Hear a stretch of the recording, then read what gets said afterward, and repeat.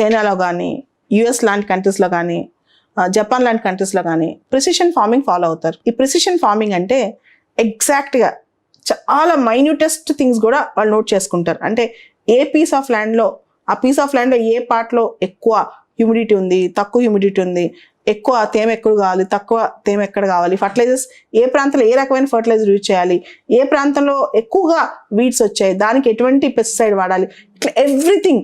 దీనికి drone technology వాడతారు, computer simulator technology వాడతారు, ఆర్టిఫిషియల్ ఇంటెలిజెన్స్ వాడతారు, అవసరమైతే రోబోటిక్స్ వాడతారు. ఇట్లా చాలా ప్లాన్గా చేస్తారు అనమాట. దీనివల్ల ఏమవుతుందంటే ఒకటి పీస్ ఆఫ్ ల్యాండ్లో మనం జాగ్రత్తగా పండిస్తే మనకి అవుట్పుట్ పెరుగుద్ది, కాస్ట్ తగ్గుద్ది. అదే ఇంకొక పీస్ ఆఫ్ ల్యాండ్లో ప్రిమిటివ్ మెథడ్స్ వాడితే చాలాసార్లు నష్టపోవచ్చు అనమాట. దీన్నే ప్రిసిషన్ ఫార్మింగ్, తెలుగులో సూక్ష్మ వ్యవసాయము అంటారనమాట. ఈ సూక్ష్మ వ్యవసాయం అనేది చాలా మోడర్న్ టెక్నాలజీస్తో ముడిపడి ఉంది. అయితే భారతదేశంలో ఇప్పటికీ చాలా రైతులు ట్రాక్టర్స్ లేకుండానే చేతులతోనే కాడి దున్నుతున్నారు. అటువంటి పరిస్థితిలో ప్రిసిషన్ ఫార్మింగ్ లాంటి టెక్నాలజీ వస్తుందా? ఖచ్చితంగా తేవచ్చు. ఎందుకంటే గ్రీన్ రెవల్యూషన్ ఒకప్పుడు భారతదేశంలో సాధ్యమా అనుకున్నారు, కానీ గ్రీన్ రెవల్యూషన్ ఎంత అద్భుతాలు తీసుకొచ్చింది. ఆ తర్వాత ఇప్పుడు మనం చూస్తే భారతదేశంలో అగ్రికల్చర్ రిఫార్మ్స్ అవసరమా అంటే ఖచ్చితంగా ఇలాంటి వాటిలో ప్రిసిషన్ అగ్రికల్చర్ అవసరమే.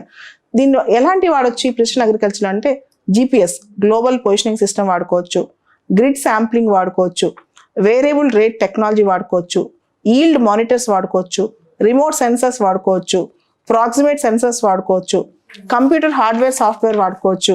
ఇలా ఇవి కాకుండా ఇంకా అప్గ్రేడెడ్ టెక్నాలజీ ఇంక్లూడింగ్ IoT కూడా వాడుకోవచ్చు.